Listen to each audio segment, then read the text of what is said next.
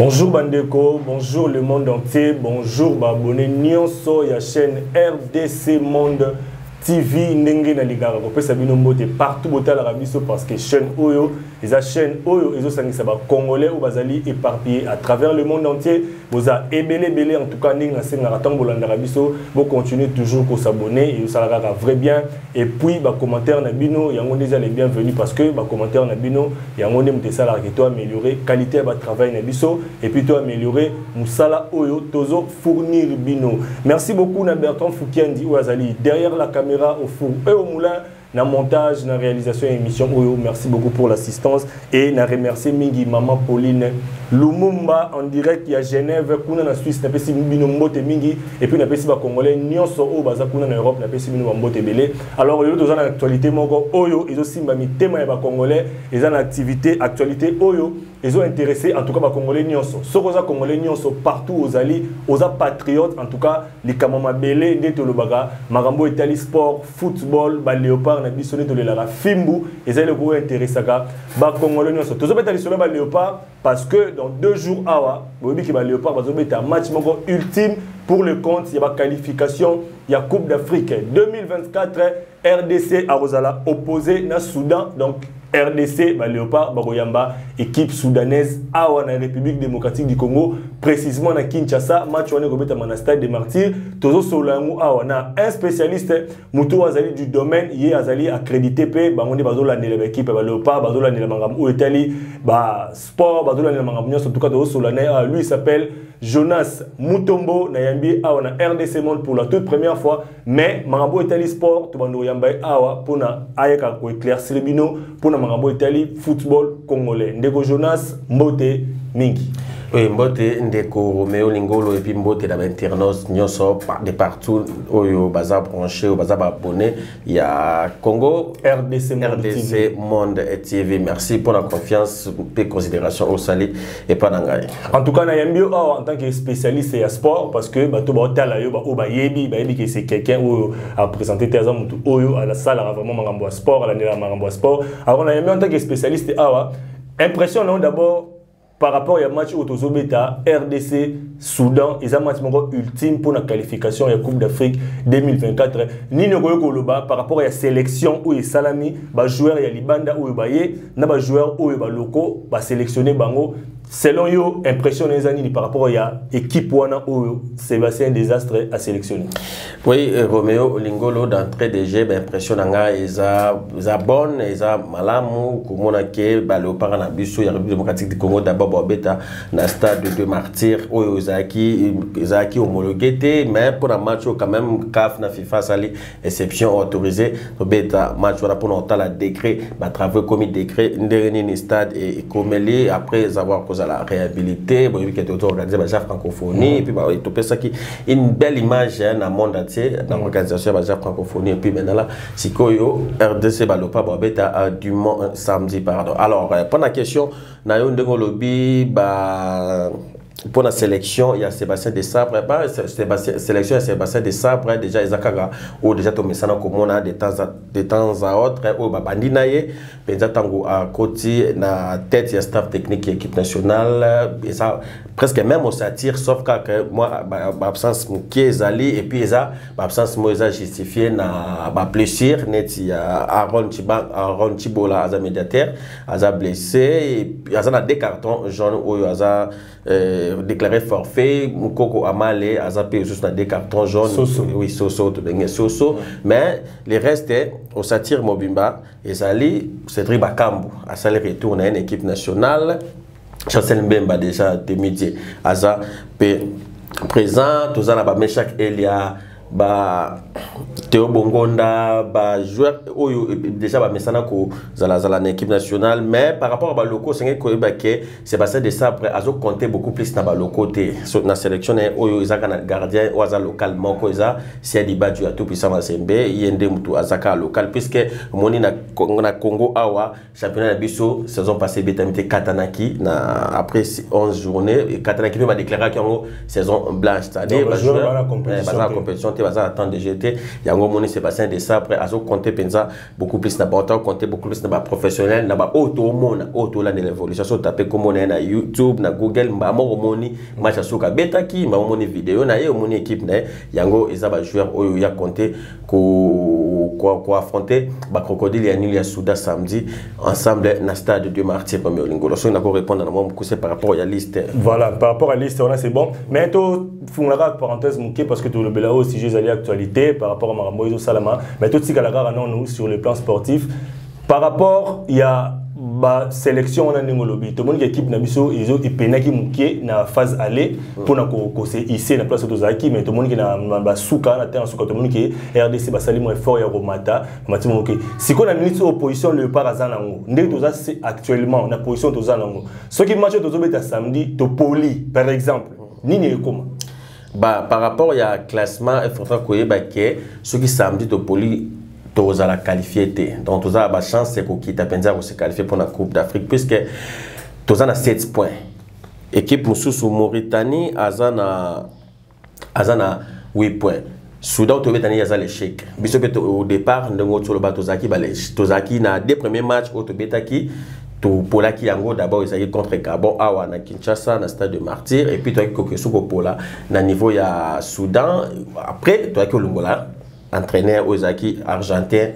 oyo akendaki et puis c'est passé de ça après il y a match nya liboso officiel to be éliminatoire ya Coupe d'Afrique ezaki auto que to betaki na Lubumbashi contre Mauritanie to zaki 3 points Cédric Bakango marqué et puis to beta deuxième match il y a Sébastien Desabre comme patron staff technique na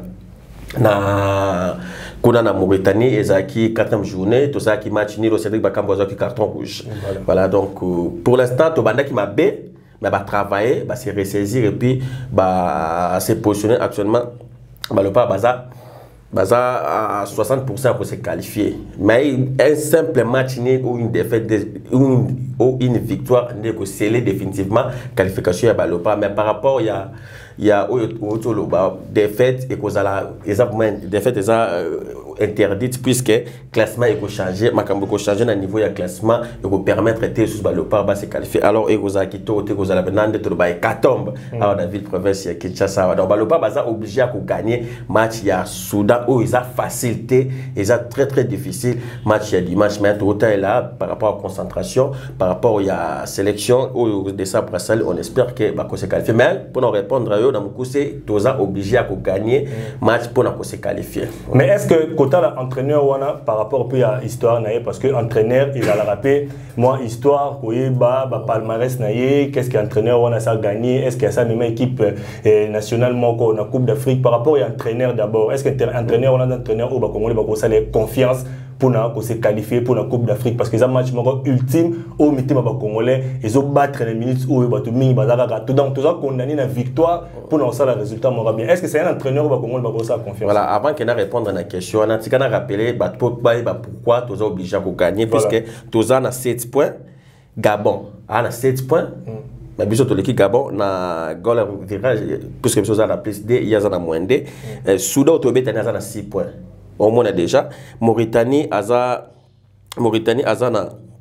na 8 points aux hommes on a déjà des classement et ça qu'on s'est présenté alors biso ceux qui Mauritanie avec un Gabon ou a gagné d'office a commis premier soit Mauritanie comme 11 soit Gabon soit gagné comme 10 biso na Soudan a na 6 biso a 7 ceux qui Soudan gagné biso aux hommes on a déjà donc tu vas l'obliger à ça nini ya ko plier valise to katana to tikala ko kengela ndenge to mesana ko kengela alors par rapport il y a des sabres en Afrique pendant un parcours à molaïté azana ba titre belete mais espoir na ya sala ezana Uganda avant ya awazaki na bon azaki nanu na Uganda après au de France une équipe mo ya Ligue des places to là qui mais en Afrique voilà dernière sélection ezaki ya ba Uganda oyo abetse ba quart de finale d'abord qualifié ba on a na Coupe d'Afrique Coupe d'Afrique 2019 et puis ayeko betsa ba quart de finale ba lunga une étape ya quart de finale parce que ça faisait longtemps tout soit ça c'était pour la première fois équipe nationale à Uganda ba Crane se qualifier na ba combattre à niveau ya quart de finale. Donc, exploit n'est penza où il y a ça en Afrique jusque-là, il y a une équipe nationale, il y a Ouganda, puisque après, on a une souffrance, une équipe de Ligue 2, début de récupérer. Voilà, tu récupérer quelqu'un qui a dans la palmarès à mon unité par rapport à l'équipe nationale Afrique. Wandi, Ngai, selon l'analyse, tu déplorera. Parce que tout le monde a une équipe nationale, il y a Afrique. L'équipe où il y a sérieuse. La sélection, il y a miné en Afrique. Tant que la sélection miné, tout le monde a une équipe, il y a Côte d'Ivoire, tout le monde a Sénégal, Cameroun. Et ça, l'équipe où autant de sélectionneurs, entraîneurs, il y a une rigueur par rapport à palmarès et entraîneur. Mais bon, les jeunes, entraîneur palmarès naé ezara jusque là équipe moko abeta bakenda coupe d'Afrique Ouganda baswara na quart de finale. Alors on se pose la question nini esala ke biso to entraîneur a minene te ndenge ba sélection musu bazora entraîneur question to tuna ngwana et puis boyoki ndenge Jonas Olobi awa calcul c'est-à-dire calcul mais nini esala ke RDC to comment ba niveau par rapport ya to tali groupe tous vraiment une équipe calibre excepté peut-être Gabon de peut-être moi équipe joueur moi Liban va évoluer Liban équipe joueur mais total l'équipe de Mauritanie Soudan et équipe vraiment équipe calibre mais tu sais retrouver sur un calcul Jonas Moutomanta qui est spécialiste en football, qu'est-ce qui se passe ni les salles marqué tu se retrouver dans un moment calcul non mais le ça la rato se retrouver dans calcul et ça mauvaise organisation et puis mauvaise en termes il y a pas compétition mon biso attend neti boye tozana après éliminatoire à Coupe du Monde et en novembre tu as déjà tu obéta Soudan Mauritanie na Soudan tu as déjà mais tu as la veille tant que quelques jours de bandi continue de la jouer ba billet bandi ko se préparer pour un match alors que ba préparer un match déjà bien avant boye tant tu sais ça match tu bandi déjà au là ba match eza ko ya ndenge mo eza ba Égypte ba Maroc moni ba en Afrique ba ça la sous ba jeté bon déjà ceux qui ba bandi maman première journée deuxième journée de place ba so ba point ta la biso est-ce que première journée to Paulina martyr contre Gabon ou se rappeler sous Gabon comment qui les mêmes jours même soir dans la Kitina na aéroport à 17h match est prévu pour mettre à 17h mais qui ba pousser match muketi na 19h pour les tabakoma ou bien embouteillage à Changu ba les tabas ba loger mon hôtel ba se changer kaka ba soukol ba yemba mon martyr ba du temps on se prépare ba du coup tout tenter ba salle même échauffement te ba kota na pelouse stade de Martin ba gagner biso 1-0 on a déjà donc tu as profité de la situation de Gabonais, pour tous déjà 3 premiers points de Bissou, mais tu as perdu un match. Tu as eu le Soudan. Or, tu as eu le Soudan, tu as eu le Poli, tu as eu le Nil, mais tu as eu le Poli. Tu as eu le coach, après, tu as eu une philosophie, tu as eu une position, tu as eu quand même. Makambo sala un peu ko changer muke donc toujours victoire ou toujours il y a les bosses qui na Lubumbashi ou balopa ba gagner kuna ba gagner Mauritanie donc parlant de le bakeza ka mauvaise entame au biso to sala ka to bandara ba compétition ba éliminatoire bien to revaka to lo ba bon to ça non distrait na ba blo muso sami alors qu'il faut ko banda déjà na première journée, deuxième journée, bon c'est positionné. Ceux qui na première na deuxième journée, ils ont 6 points. Ceux qui ont déjà 4 points, ils ont déjà. Vous avez déjà une idée où il y a venir na bino. Mais ils sont déjà dans des premières journées. Topoli 0 points sur 6. Ils ont calculé les attendez. Tout ça le côté fort. Tout le bana exploit il y a que gagner Gabon kuna na France ville kuna ils facile ils très très difficile mais quand même ba léopard ba mouya qui penza mayo Romeo Lingo voilà pour tout le bilan organisation qui dit organisation est la marambunion sur football et sport et c'est jouer à la terrain football karaté sport en général et ça va que ça la marche sur le terrain et ça peut sur le plan organisationnel là ba instance où ils ont comme football Jonas Mutombo tout monde qui président de la République appelle ça confiance dans mon toit spécialiste dans le football. Oh les lois dirigé ministère il y a sport bengi Kabulo François Kabulo mona Kabulo waza mon toit guéri ou ya yebi football et puis ya yebi sport congolais. Est-ce que koya na ye na ministère na tête ya ministère ya sport wana tokolo baki moi changement ekoti mukie par rapport à l'organisation na babilo konyo so lobi wana des organisations manque ya comme ça va jouer bambongo na comme un retard organisation tout ça est-ce que koya ya François Kabulo mona Kabulo échanger quelque chose pour te boni que to banda ki mabe mais quand même moi changement ekoti l'autre se retrouver dans position de zone autre quelqu'un dans victoire moro pour se qualifier te so to lobi koya ya Kabulo changement ekoti wa to kosi Wato Kosi, Koya Kabulo jusque là, on a senti changement dans le ministère, il y a sport. Bon, bah, tu belé, bah, le ministère du sport, bah, on a beaucoup plus football. Alors que le ministère du sport, il y a football, des disciplines sportives. Et belé, moni, quand même, tout organisé, bah, la francophonie, awa, et ça là qui, ministère du sport, il est donc, parmi bateau, bah, coordonnant qui, bah, côté sport, mais quand il y a Kaboul au Romeo Lingolo, surtout le binde dans le bano, à qui changement quotidien, nous terrain, on a musala makasi, à ça la dossier belé ou à côté, même quand dans football, même quand l'équipe nationale. Comme on est dans un exemple, Moussou Soubatebele, Banda, on va comprendre que le championnat Congo bandi et bandi tendeni, bandi mais bête makuna na sele pendant que stade de Marseille a basé dans le mois bras de fer, n'a pas déjà fait fédération, moi d'un ministère n'a fait quoi, basé au Yo Kanaté et puis qui est Kaboul a beaucoup plus côté club dans Azaki un peu ministre partisan, Alinga a beaucoup plus côté club alors que club basé dans mon exigence et belé oh ceux qui bande ko ya comité de normalisation ba gérer fédération ba le mec ba céder peut-être en sous championnat ngaba no beta matete ngato fanda kaka basola ba réunion mais bango ba bazaki rigoureux ba banisi championnat puis ba club ba ko s'aligner ba bani championnat alors Kaboul atikala ndé to le bana mo soni mo mukia to le bana puisque yazaki si ma ba club mais donc ba club ba s'aligner yé pour moni a fungoli stade de martyr pardon stade Tata Raphaël Olanda qui lettre il y a ministre a senga ba kanga ba stade ba senga ba gestionnaire nyonso ba pesa ba stade na ba activité sportive et salama jusqu'à ce que ba ko aussi ça va travaux mais après tout l'année tu ebinda ni mboka na biso évoluer awa tout l'année li abata ma simaya bon so pe na biko bata peut-être tant c'est ça trop fort mais azaki abata ma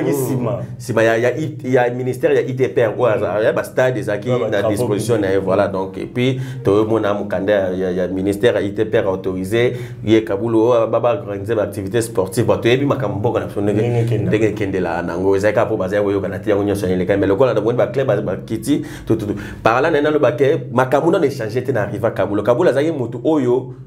ba papa na biso ba fanda ba tali a tirer sur bato il critiquait il était trop sévère surtout les derniers minutes biso beto ye to ba talai to bandi musala TV to talai ga to molande biso so to le ba vérité bo za pona yende to s'inspirera na ye yo to le ba critiquer le dernier ministre Makasi donc dernière sortie médiatique na ye Kaboul quelques jours après ministre AP ayo longa ya yo donc azana jusqu'à l'année dans le banayo to yebi secteur na sport des amis nanu makambo pena e bande te no bina to sentir bina te que no te oyo beneza made in Kaboul te nanu donc yene ngazana trop erreur moni même ba victoire oyo moni na Congo wa lelo na football premier supporter na ngoza président de la République na côté lié na mais ils par rapport à notre implication na tout ça que ba sala na président de la République o ba prime ba jouer yemo alandela yango o ba bilo ba organisation ba match yemo alandela sous l'impulsion est-ce que impulsion est-ce que ça venait solo pour la calezagi moi de logo ça m'a sous l'impulsion président de la République yemo ga ebinete mais par rapport au football par rapport au sport au moni ba descendre dans leur organisation ya ba francophonie ando kita yemo ko tala ba standing ba tonga ba gymnase za na Tata Raphaël za na martyr kuna tout bon pour na répondre grand na mukusa bref Kaboul non to sentir mais total la to roser la penza total la Kaboul ya solo peut-être na can peut-être na can peut-être ceux qui toqué mondial peut-être to le battre Kaboul penza et puis organisation pena ya solo penza ba fédération ti lelo ba conflit ça la kaka ba fédération mikem ki ba arts martiaux na to ba conflit ça ya vraiment ça dossier à suivre Jonas Mutombo comprendre que c'est aussi un conflit ça journaliste sur tigeli à émission ici la té ils a vraiment vaste football sport congolais ça pena ba dossier très vaste et autre en tout cas la promettre chaque semaine tu vas donner la information liée à sport surtout ming na football parce que on est venu le gros bet ça va congolais mutema alors Jonas Mutombo ba congolais ba na kanda makasi o venu ça dossier de suki salango to aussi salango ba congolais ba na kanda ya degré mo au sagalate pourquoi ba congolais ba na kanda match au beta et un match ultime et un match où normalement implication à tout le monde il fallait là parce que 12e homme te apportera nini par rapport à toi joueur et puis la motivation à joueur de bien 12e homme et ça public mais qu'est-ce que nous avons remarqué tu remarqué prix à billet il y a accès il y a match on a nini bimi tout le monde va tenir 10 000 ba congolais ba na kanda makasi ba congolais ba siliki pour ne loko na Jonas Mutombo impressionné aux anini est-ce que prix wana ba chi wana et ça pour na battre là ba infrastructure on est au moni après francophonie il fallait que battre là ou bien ça prix oyo na ebité ba chon intention nini est-ce que ba congolais adhésion massive et cause les samedi dans stade des martyrs Jonas Mutombo analyse na yo et on est au succès par rapport à ba prix wana ba chi 10 000 francs plus 20 000 francs. OK, Romeo Lingolo na question na kolingana répondre on a des volets, c'est-à-dire volet à liboso ce qui totali par rapport à l'infrastructure Sur totali moni na football to pe na loko parce que football est un spectacle. Parce que spectacle pe sengapé était kama spectacle ba te kango ba jouer de bazana ba te ka spectacle so ba beta bala bien supporter et au moni que ba ozana courage so ba article na bango ya équipe ba maillot tout. Mais siko par rapport wana bon nga na sala ba analyse na par rapport à calcul po match au match est organisé dans organe technique ou sa fédération. C'est-à-dire monde ba pribilo autour na ba sali eza en dehors du ministère ezali fédération ndem d'organisation, c'est-à-dire qu'on a organisé ça là qui réunion ba commission mo ba commission où ils ont s'occuper na match wana. Alors pour na prix au moins 10 000 francs par rapport à la situation économique ya mboka na biso ezali chez belé par rapport à la situation économique ya mboka na biso ezali chez belé parce que si on fout 10 000 francs sur un billet il faut au fout à transport na kina po bimale retour faut à 5 000 francs déjà à $10 dans ce 10 000 francs $5 et ça lui au $7 parce que moi et on a dit bon des match pour autant bola déjà autour $1 ou $2 donc pour un match mon gars le pas monter dépasser $10 déjà que ils ont dans les $10 pour moi méga moi bob lo mikem des alaka dans match année mais moi a dit le alors na mboka na biso ndo tozali par rapport à la situation toujours traversée par rapport à ndenge ba réalité o tozali nango ezali ebele makasi surtout que match wana eza match moko oyo ba leopard baza na posa ya soutien public baza na posa ya ba mona ba komisa bango ba supporter ba yembela bango du début à la fin. Alors ce qui bino bocheli batu 10 000 francs quelque part ils ont cassé ba supporter pour match pende za la kana oyebi ke moto pe so fandi pe bu avata so pa ta la mato ba auto gagner to boto pour et 5 ans nganda kumba mato mu format tour na moi matonga wa ndenge pe za la donc et ke ba ke na batu likolo trop ba to bandaka so ko matcha ba prix ba banda malem to utina ba 2000 ba 3000 ba matcha ba lopa boko banda ta 5000 boko banda pe 7000 ba ko on peut gratuit tout le monde na ouvert voilà na ja francophonie et puis na dernière CAN au ba lopa ba betangi au ba se qualifier qui match à suka ba betaka na stade de Martyr au ba kambo tchabi na place à trésor pour le président de la République galaki ba tchara bien 1000 francs et zalaka question ya ko soutenir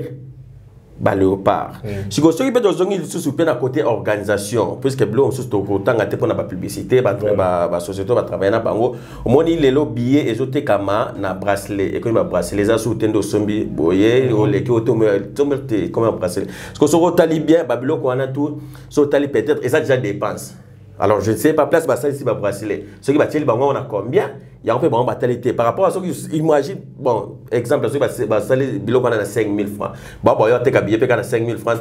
faut batcha likolo ce qui peut totalement bien stade de Martin des Anna et en pleine réhabilitation siko ce qui to balobi pe batika public ba ya belé batcha bien assez 1000 francs 2000 francs alors que batboye belé oyebi congolais nenga se caractérisaka après match oyebi lo bakutaka na ba stade bolimbi sa biso muke après match bilo bakuta ba désordre de salama ke belé ba bloco belé ba dérapage za ke belé na kati to comme ya libanda stade je ne sais pas ce qui va trouver que vous mettez en action la public c'est-à-dire tous en qualité que quantité voilà puisque ceux qui des en cité puisque ceux peut le que non ba leopard ba soutenir ba ozanga ba supporter pour pas soutenir bango tant ba kenda ko gagner na Gabon ba congolais ba za quitté ba za ka ceux qui 70 personnes 60 personnes ba kenda na avion au l'état a tchaké c'est-à-dire par là dans le bail qui na répondre na dévolé par rapport ya ba prix ya biyana mais total et ça quand même motuya voilà total car aux importés ça tous a besoin victoire babi zala patriote ils a match moko ultime en tout cas congolais fongola motema tebi ke ba fonctionnaire ba futamité tebi ke côté ba bazole la rentrée scolaire tebi ke côté ba bazole la bampiaka ba courant mambe belé mais o ezali ka mabele mais congolais fongola motema siko zali zalaka patriote supporter ba léopard soki poza na 10 000 francs te sala kaneti ngai fongola kono ka TV tala match boso TV osomi no ka so ki secret no ko somba 1000 francs ko somba no bata mai so bo melaka gene osomi ka gene 1000 francs otali na match batu musubi batala bona ba balabala côté bar ezali otelemi no ko croiser maboko 90 minutes après supporter ba léopard et koufela en tout cas sujet auto ozongela ngoto yo koyeba neni match koleka to za la paix samedi on a stade des Martyrs ko lobisa ba congolais ko sope mo ba pronostic et tout pour no koyeba nenge nini match ngo e koleka. Merci beaucoup Jonas Mutombo, je sais pas 2-3 personnes mon bote bo balandi on a RDC Monde TV. Voilà avant na pesa ba mbote na bika ba belé surtout pesa ba baza belé mais par rapport à match wana ezala mutumo talinga Congo koleka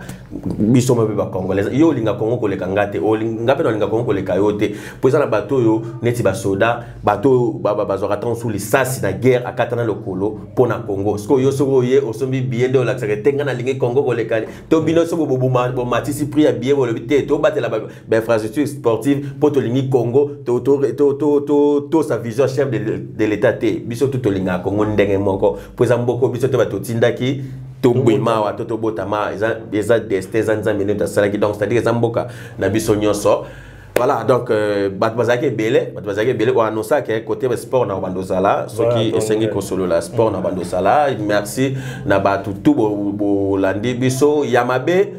Bosala bakoma comme ça to occuper ko rectifier. Yamalamu encouragement et salaka bien mingi. Merci beaucoup na le seul et l'unique candidat na niveau ya Lukunga ya district Lukunga bana Lukunga bwaka na yemo ko ezali bongo PDG Tario Mulongo dit TGS donc tout Lukunga derrière PDG Tario Mulongo dit TGS déjà yekoti ana déjà muta batu muta kabaka muta solaka muta yedara batu alobaka na été calme aza simple donc PDG Tario Mulongo de bonnes choses à vous bisika ozali bana Lukunga nyoso ndetolobi ba derrière yo. Merci également na madame Chemila Molei Katondi la jumelle de Yado Mobutu depuis Paris Yadongo Mobutu donc on est de cœur de bonnes choses avec à vous de bonnes choses à vous Chemila et sa jumelle Yadongo Mobutu clin d'œil également à physicien Nzao la légende quoi. Ancienne légende de football congolais donc Tobo Sano PT et puis Sika Ozali ngana muta batebele voilà. Merci beaucoup Jonas Mutombo les émissions c'est tout ça RDC Monde Gendara bongo merci beaucoup na Bertrand Foukendi Ozaki derrière la caméra en tout cas botika la malamu mais restez branchés la chaîne Nabino bo s'abonner massivement bo partager bo liker ba commentaire Nabino mingi ça la bien zalaki wabino ndeko Roméo Lingolo depuis Kinshasa RDC Monde bouclé.